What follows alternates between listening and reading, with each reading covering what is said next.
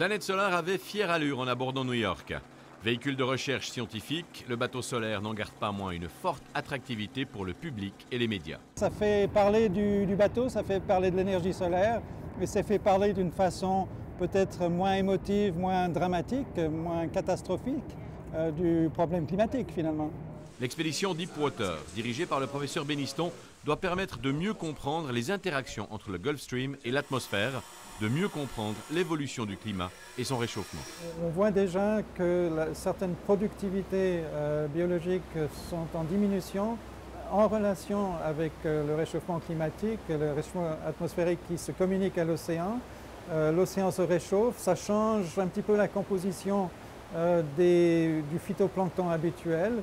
Et également, il y a ce problème d'acidification de l'océan, par exemple. Les appareils de mesure permettent d'analyser de nombreux paramètres des eaux traversées.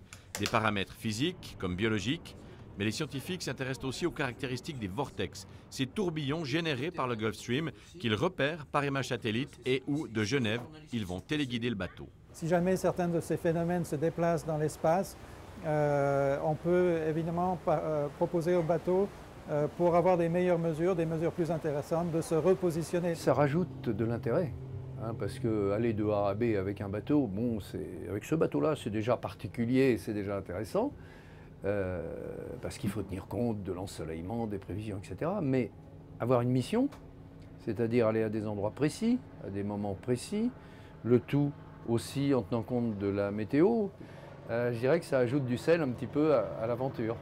L'étape de Boston a permis aux chercheurs de Genève de rencontrer leurs partenaires américains du MIT et de l'Institut océanographique de Woods Hole.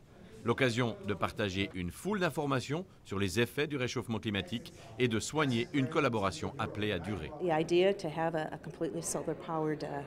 L'idée d'avoir un bateau uniquement propulsé à l'énergie solaire avec un bilan carbone neutre offre une excellente occasion de mener nos recherches sur le climat.